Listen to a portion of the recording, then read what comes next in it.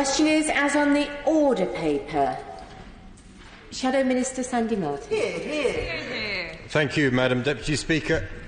This legislation is important for the protection of human as well as animal and plant health, and for maintaining important safeguards to ensure food safety information for consumers.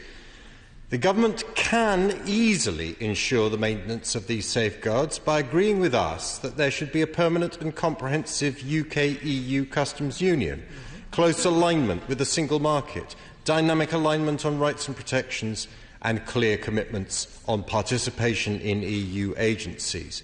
This would ensure we continue to share knowledge and expertise with EU bodies and avoid the extra costs and burdens for business, and save jobs and protect our livestock, trees and plants from pests and diseases. This SI is another in the series of DEFRA EU exit SIs, of which there have been over 120 to date, using powers in the EU Withdrawal Act to make technical changes to retained EU and domestic legislation. This SI covers salmonella in poultry, labelling of beef and veal, and seed potato marketing, all of which are devolved matters for Northern Ireland. And it is a real shame that there is no functioning Northern Ireland Assembly to have scrutinised this. We on this side believe it's vital to maintain protections for imported eggs and poultry food products. We're very aware that in the United States, despite the discreditable chlorinating process, which is supposed to prevent infection, US citizens still suffer around 1.2 million cases a year of salmonella food poisoning, including around 450 deaths last year. What is the current assessment of the level of risk of salmonella in poultry in Northern Ireland? What assessment has been made of the level of risk of salmonella in eggs and poultry food products expected to be imported to Northern Ireland after the UK leaves the EU? Northern Irish seed potatoes are highly prized and commercially valuable, so it is important to maintain the EU classification and certification regime and protect them from imports which might be of inferior quality and also bring in pests and diseases. Similarly, the high quality of Northern Irish beef needs continuing protection via the EU labelling regulations. I'm delighted to give way. It's in Northern Ireland we process about 2.6 million birds every week. Right. It's one of our most vital industries. It represents about 30% of the entire UK market in terms of our share of the market. And it's actually protecting that market that is much more important to our farmers and to our processors than anything else. And we don't want to put anything in the way that would damage our local UK market. I'd like to thank the honourable member for that very strong point. Clearly, where the major market is within the United Kingdom, then that needs to be protected.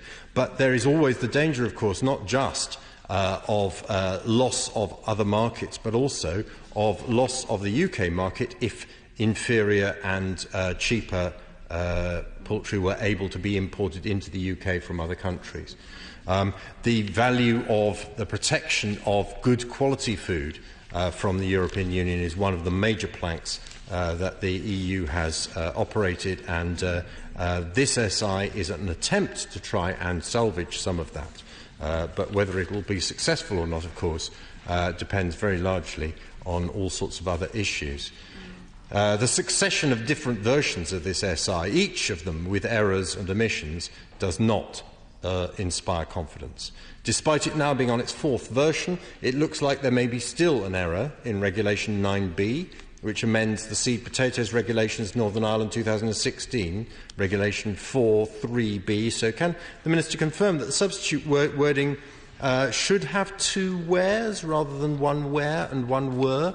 It's a minor point, but unfortunately, with the vast amount of work being done on all of these SIs over a very short period of time, there have been grammatical errors which might lead to it being difficult to enforce these SIs in the future. Why was Regulation EC 2160/2003 not included in the 3 Northern Ireland poultry salmonella orders referred to in Regulations 2, 3 and 4 when they were originally made? There have been numerous changes made between the 4 different versions of this SI which have been presented to Parliament so far. Can the Minister explain whether there is any significance and why in the wording in Regulation 8F and 8G in the previous version has been omitted? The reference to point A7 of Annex 3 was added to Regulation 813 in this version. Wording in Regulation 9A and 9C was omitted in this version.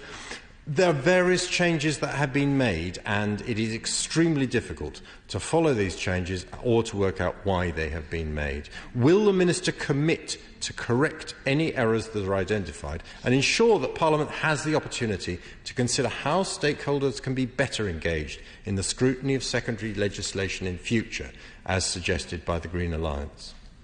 Madam Deputy Speaker, after 120 different SIs over the past 3 months, I would like to put on record my admiration for the stupendous amount of hard work done by the civil servants in producing all of this necessary work. But I would also like to crave the Minister's indulgence to register my profound thanks and the profound thanks of my honourable friends to our opposition staff, whose enormous amount of work in preparing us for these SIs, and in particular to Roxanne Mashari, to Rob Wakely, to Will Murray and to Elliot Anderson. Yeah. On this side, we take all of these matters extremely seriously and intend to do everything we can to maintain and enhance this country's record of high standards and scientific excellence as we prepare to leave the EU. I hope the Minister will respond seriously on the matters I've raised. Having said that, we do not intend to vote against the SI on this occasion. Ian Paisley. Thank you, Madam Deputy Speaker.